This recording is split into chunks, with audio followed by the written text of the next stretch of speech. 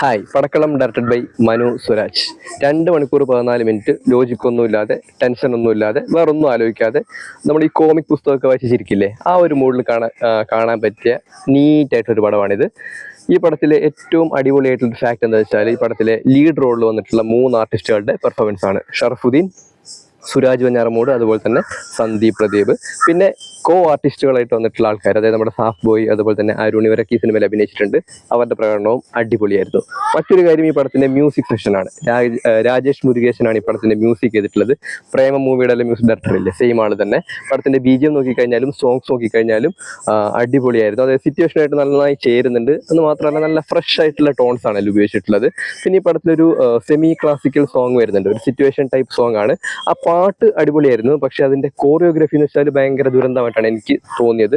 പ്രത്യേകിച്ച് main lead dancers ആയിട്ട് വന്നിട്ടുള്ള 2 ആൾക്കാരും അത്യാവശ്യം നല്ല വീക്കായിരുന്നു. പ്രത്യേകിച്ച് ആ ബോയ് ഡാൻസറും അയാൾ എന്തോ ഒരു അഭ്യാസം കാണിക്കുന്ന പോലെയൊക്കെ നമുക്ക് തോന്നും. ട്രോളന്മാർക്കൊക്കെ ചിരിക്കാനുള്ള ഇഷ്ടം പോലെ ട്രോൾ മെറ്റീരിയൽ ആയിട്ട് അത് മാറിയിട്ടുണ്ട്. പിന്നീട് OTT വരുന്ന സമയത്ത് നമുക്കത് മനസ്സിലാവും, അല്ലെങ്കിൽ നിങ്ങൾക്കത് മനസ്സിലാകും. ഇനി ഈ സിനിമയിലേക്ക് വന്നു കഴിഞ്ഞാൽ, സിനിമയുടെ സ്റ്റോറി ലൈൻ എന്ന് പറയുന്നത് ഒരു തമാശ കഥയാണ്. അതായത് നമ്മൾ പണ്ട് ഈ പുസ്തകങ്ങളിലൊക്കെ വായിക്കുന്ന ചില കഥകൾ ഉണ്ടാവുമല്ലോ, അതായത് ഈ ആൾക്കാരുടെ ക്യാരക്ടറൊക്കെ അങ്ങോട്ടും ഇങ്ങോട്ടും മാറിപ്പോകുന്ന ചില സാധനങ്ങളില്ലേ. പിന്നെ അതിൻ്റെ കൂടെ ചില ഗെയിം, പസിൽ, ഇതൊക്കെയാണ് ഈ സിനിമയുടെ ഒരു ട്രാക്ക് എന്ന് പറയുന്നത്. പക്ഷേ ഇതിൻ്റെ കഥയിലേക്ക് നമ്മൾ സീരിയസ് ആയിട്ട്, അതായത് ലോജിക്കലി കൂടുതൽ ആലോചിക്കാനൊന്നും പോയില്ലെങ്കിലും ഈ പടം നമ്മളെ എന്റർടൈൻ ചെയ്യിക്കും. അങ്ങനെയാണ് ഈ സിനിമ ചെയ്തു വെച്ചിട്ടുള്ളത്. സിനിമയിലെ സിറ്റുവേഷൻസ് നോക്കിക്കഴിഞ്ഞാലും, അതുപോലെ തന്നെ സിറ്റുവേഷൻ കോമഡി നോക്കിക്കഴിഞ്ഞാലും, തമാശകൾ നോക്കിക്കഴിഞ്ഞാലും, അതായത് വെർബൽ ജോക്ക് ഒക്കെ നോക്കിക്കഴിഞ്ഞാൽ ഫ്രഷ് ആയിരുന്നു. ചിരിക്കാൻ ഒരുപാടുള്ള സിനിമയാണിത്. പിന്നെ കൂടുതൽ ചിന്തിക്കാനൊന്നുമില്ല. 2 മണിക്കൂർ 14 മിനിറ്റ് കാണുന്നു, ചിരിക്കുന്നു, കഴിഞ്ഞു.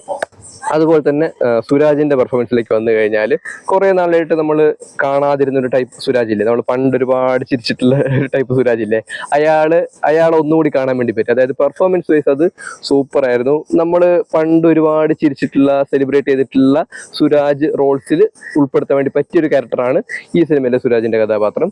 ഷറഫുദ്ദീന്റെ കഥാപാത്രത്തിലേക്ക് വന്നു കഴിഞ്ഞാൽ കുറച്ച് ഒരു നെഗറ്റീവ് ഷെയ്ഡിലൊരു കഥാപാത്രമാണ്. എന്നാൽ ഇന്റർവെല്ലിന് ശേഷം ഇയാളൊരു പക്ക കോമഡി ആയിട്ട് മാറുന്നുണ്ട്. ഈ 2 വേർഷനും ഷറഫുദ്ദീൻ നല്ല ഗംഭീരമായിട്ട് ചെയ്തിട്ടുണ്ട്. അതായത് സിനിമ സ്റ്റാർട്ട് ചെയ്യുന്ന സമയത്ത് ഷറഫുദ്ദീനാണ് ഈ പടത്തിനെ മുന്നോട്ട് കൊണ്ടുവന്നത്. സ്ട്രോങ് ആയിട്ടുള്ള, അത്യാവശ്യം നെഗറ്റീവ് ഷെയ്ഡുള്ള ഒരു ക്യാരക്ടർ. പിന്നീട് ഇയാൾ അതിൽ നിന്ന് നേരെ ഡിഫറെന്റ് ആയിട്ടുള്ള ഒരു റോളിലേക്ക് അയാൾ വരുന്നുണ്ട്. ഈ 2 വേർഷനും നന്നായിട്ട് ചെയ്തു. മറ്റൊന്ന് സന്ദീപ് പ്രദീപിന്റെ പെർഫോമൻസ് ആയിരുന്നു.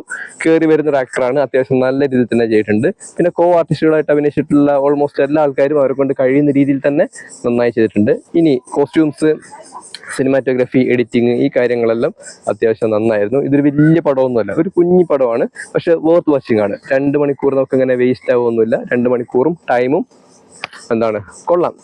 കൊടുക്കുന്ന പൈസക്ക് ഉള്ളതുണ്ട്, അത്യാവശ്യം ചിരിക്കാനുള്ളതൊക്കെ ഈ സിനിമയിലുണ്ട്. പിന്നെ കൂടുതൽ ലോജിക്കായിട്ട് ചിന്തിക്കാനോ, അങ്ങനെ വലിയ കാട് കയറി ചിന്തിക്കാൻ, ടെൻഷൻ ക്രിയേറ്റ് ചെയ്യുക, ഇതൊന്നുമില്ല.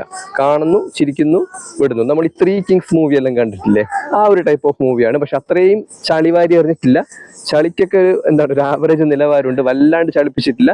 പക്ഷെ ഈ പടം എനിക്ക് തോന്നുന്നു ഒരു റിപ്പീറ്റ് വാച്ച് ക്വാളിറ്റി ഉള്ള, അതായത് നമുക്ക് വീട്ടിലൊക്കെ ഇരുന്ന് ഭക്ഷണം കഴിക്കുന്ന സമയത്ത് ഇങ്ങനെ റിപ്പീറ്റഡായിട്ട് കാണാനൊക്കെ പറ്റിയ ടൈപ്പ് മൂവി ആയിരിക്കും ഇത്. പിന്നെ കൂടുതലൊന്നും പറയാനില്ല, കാണുക, 2 മണിക്കൂർ ചിരിക്കുക, കൂടുതൽ ചിന്തിക്കാനൊന്നുമില്ല. ഇതാണ് മനുവിന്റെ പടക്കളം.